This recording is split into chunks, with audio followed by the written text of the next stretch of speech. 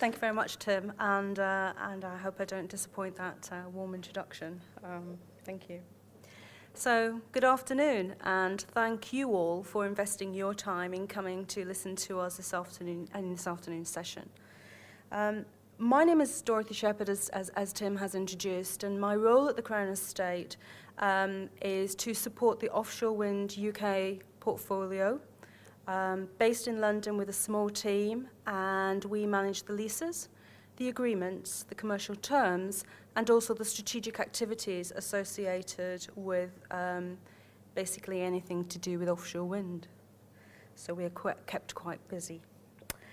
As you'll already be aware from the presentation that Anne gave just now, there are a number of challenges and issues around getting offshore wind not only consented, but also financed and constructed, and then obviously operated too.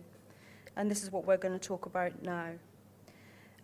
Gaining a consent, as Anne says, is not the end of the story, and for most of us in the financing side of this journey, it's the beginning, and often the hardest part. But I guess we all say that, don't we, in our own little world? So what I'd like to do, first of all, is I'd like to pause for a few moments, and I'd like us to consider the commercial landscape. If those of you who attended the session this morning, this slide will be familiar. It is an overview of the assets, the wind assets that are currently installed or in construction. And you can see the growth there that Anne was talking to. And this morning we talked about what the assets were like, and I look at this slide and I look at the financial challenges that are there ahead of us. All of those boxes, all of those statistics have different financial questions associated with them. Offshore turbines. I look at that and I think supply chain, availability, capacity, depth of water, foundation, weight, height. So all these things, which Bruce is going to touch on shortly, are things that really require early consideration.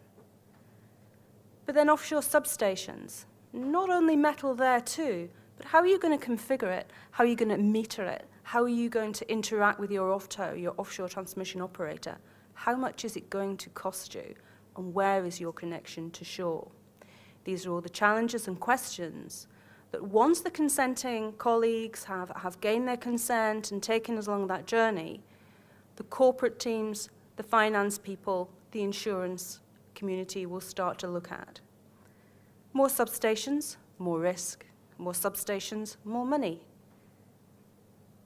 Onshore substations, again, same challenges, but it's not necessarily the developer that's going to be building that.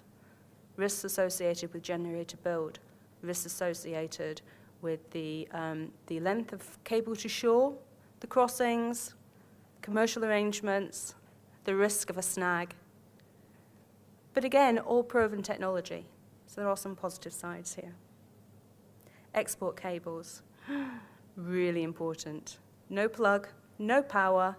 As an accountant, no money, not good. Offshore masts, interesting statistic.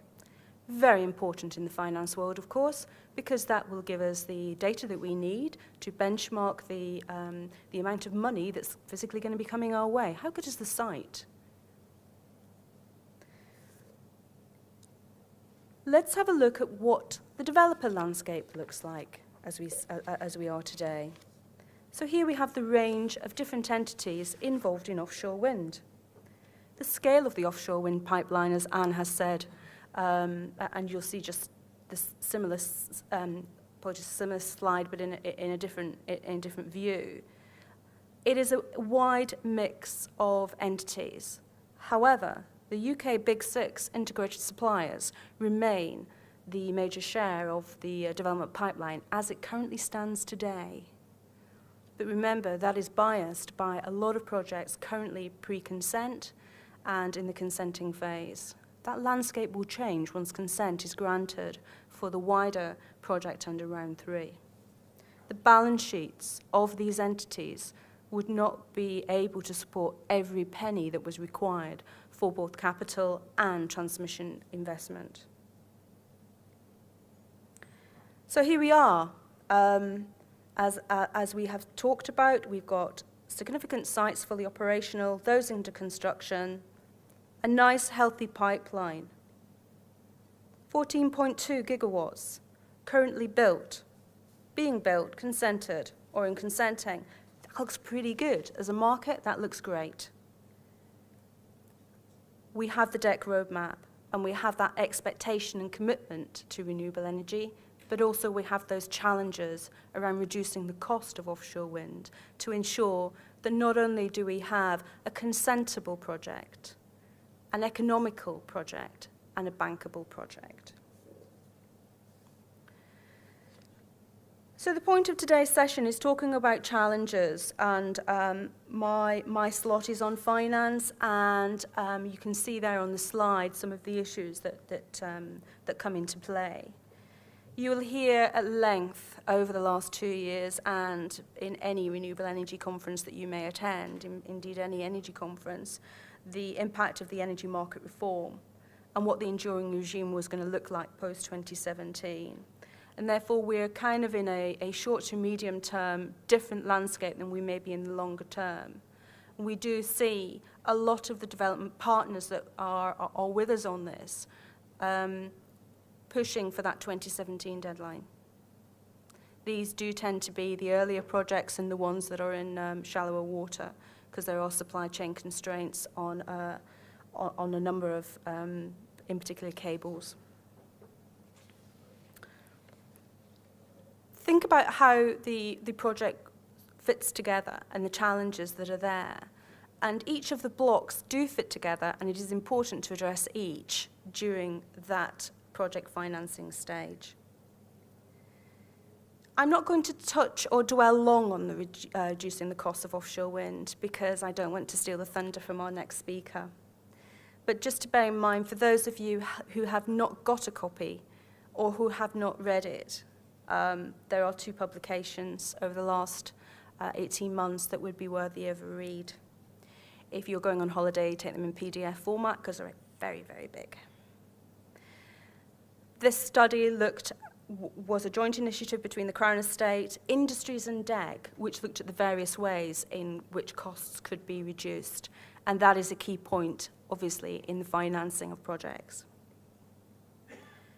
One of the most important points, often overlooked, is the cost of capital. And herein, a significant challenge, not insurmountable, because I speak to a lot of investment companies, and their view is if the projects are good, and they are economically viable and good to go with low risk, the money's there. It's where people are not sure of either technology risk or the consent conditions or the timing or the supply chain issues where that becomes a factor. For an offshore wind farm, the CapEx component is around 70% of the levelized lifetime cost of energy. You consider that to something like a combined cycle gas turbine, where the percentage is significantly lower. And therefore, any savings that can be made in the capital phase, the CapEx phase, whether that's direct CapEx or whether that is the cost of capital, will make significant savings on the overall economics of the project.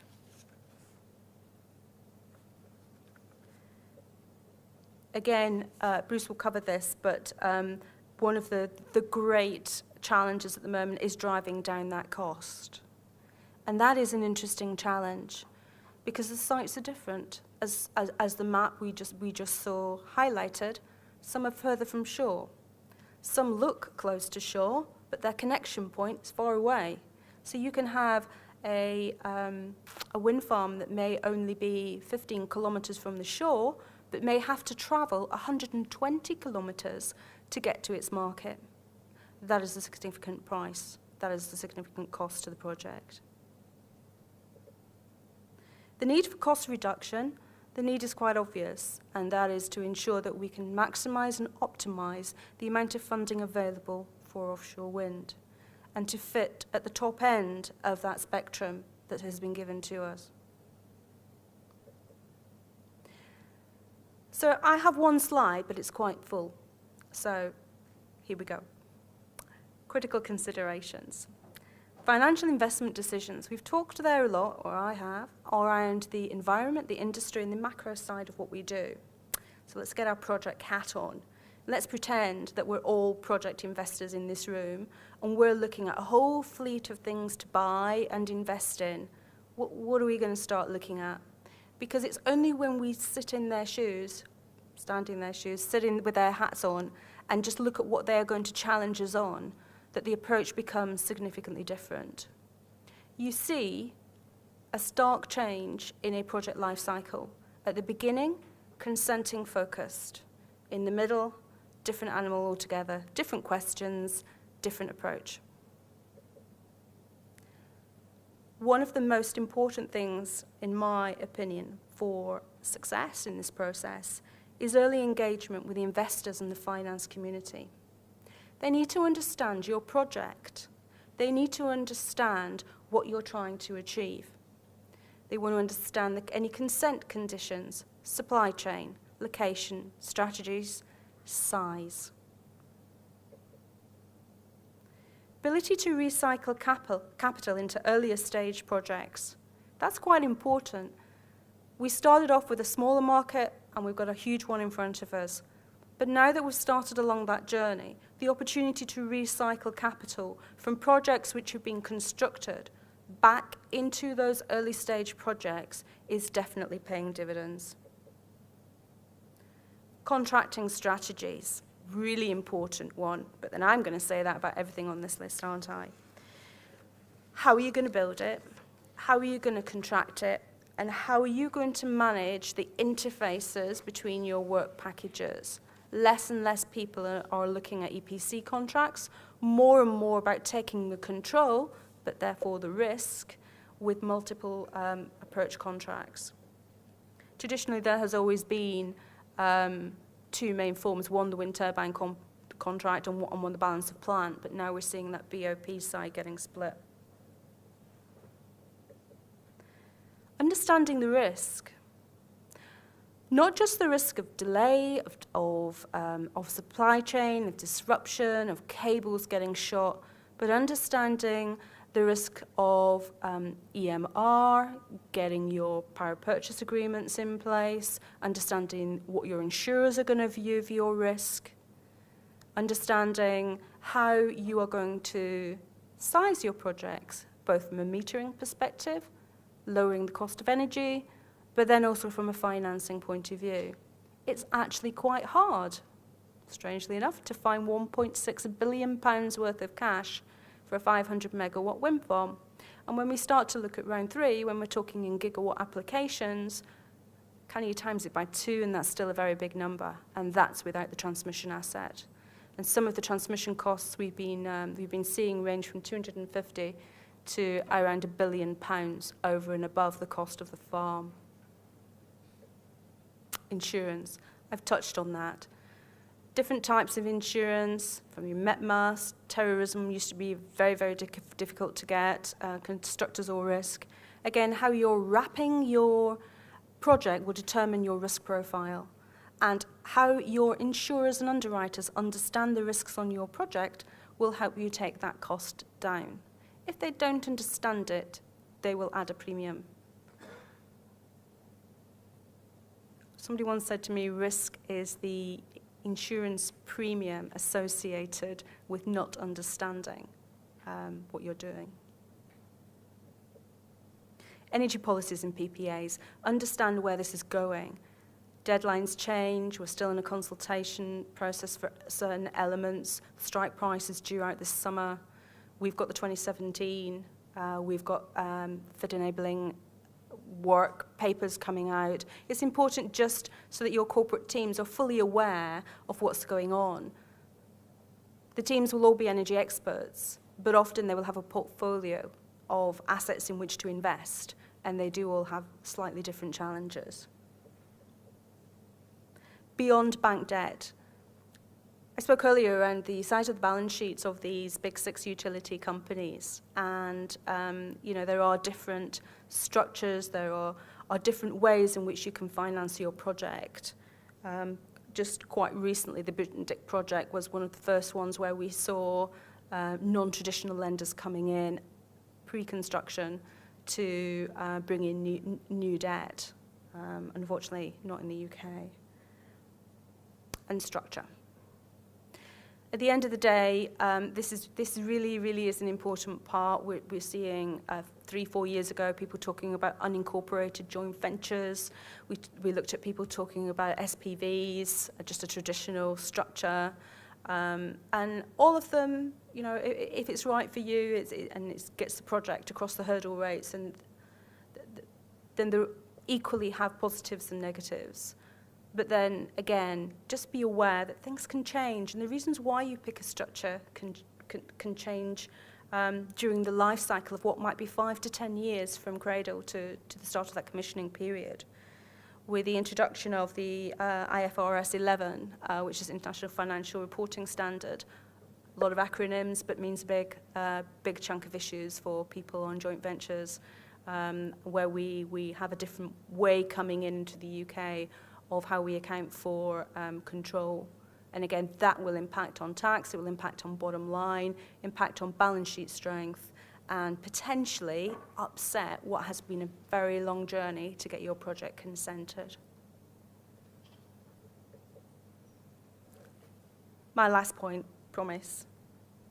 Please ensure that your finance people, your corporate teams, and your investors understand your project.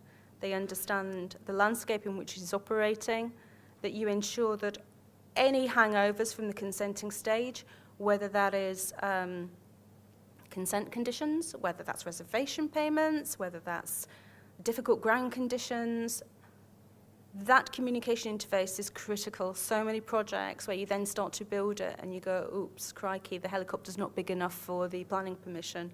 Oops, ka-ching. And, understanding the project with your investors, see them as your friends, and don't forget the Crown Estate. Don't put us on your critical path. At the end of the day, the Crown Estate is the landowner for most of these wind farm sites. And often people put us politely into a drawer on the contracting strategy side of us, and they forget that we are here to help them. We are here to make this work. So my contact details are at the end. If there are any developers in the room or anybody who is interested in how the agreements fit together, then please do drop me a note. How's that? Is that okay for time? Thank you very much, sir. Thank you.